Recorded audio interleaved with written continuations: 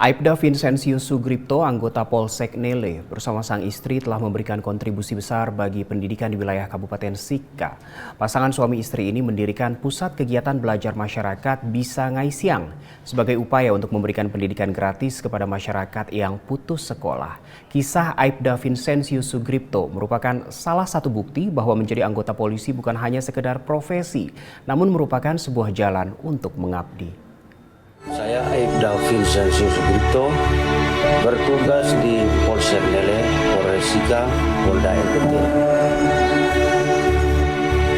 Keseharian saya sebagai seorang anggota polisi, setiap paginya saya mempersiapkan diri saya untuk pergi ke kantor Polsek Nele mengikuti apel yang dipimpin oleh Kapolsek Nele.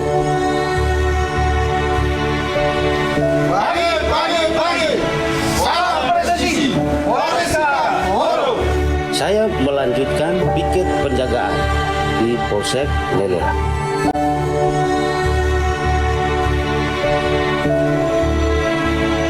Munculnya ide mendirikan pendidikan gratis bagi anak-anak putus sekolah. Pada tahun 2020, istri saya mengajar anak-anak yang putus sekolah di dua kecamatan, Kecamatan Baigete dan Kecamatan Magepanda. Memang betul ada banyak sekali sekolah-sekolah non formal, tetapi yang aktif itu hanya ada dua. Jadi saya tawarkan kepada ibu, bisa tidak kita mendirikan sekolah, tetapi sekolahnya sekolah non formal dan harus kita gratiskan itu. Setelah ibu juga setuju, maka kami mendirikan sekolah gratis ini. Sekolah ini bernama PKBM Bisa Ngaisiang.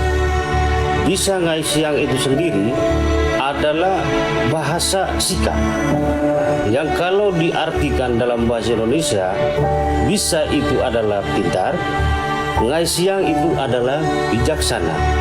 Jadi kalau diterjemahkan, bisa ngaisiang itu sendiri adalah pintar lagi bijaksana.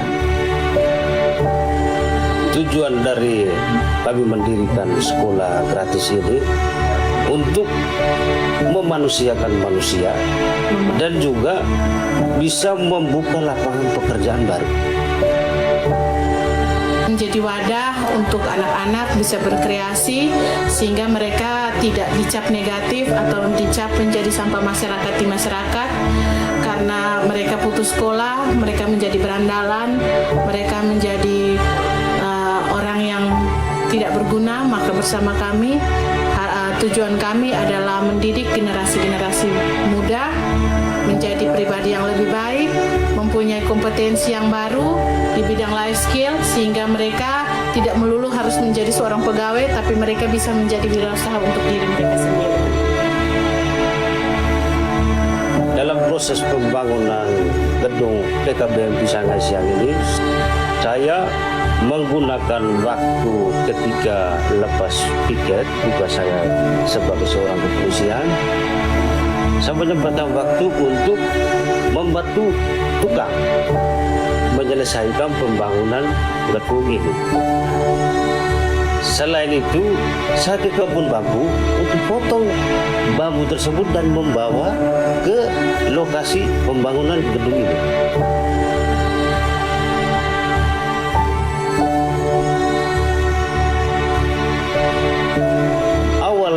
Dari pembangunan ini, saya juga membantu tukang untuk menggali fondasi,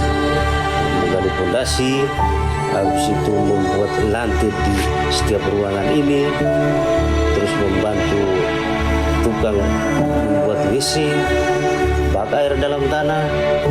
Jadi kesempatan-kesempatan ini saya gunakan setelah saya lepas piket.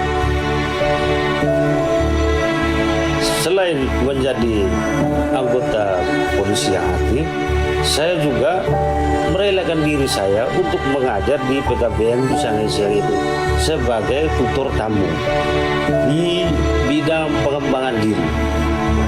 Di bidang pengembangan diri ini, saya boleh memberikan ilmu saya seperti pendidikan norma, asusila, masalah-masalah hukum yang ada di masyarakat. Karena pendidikan non formal itu juga sangat penting. Tidak hanya pendidikan formal, tetapi di non formal juga bisa menekan angka-angka putus sekolah.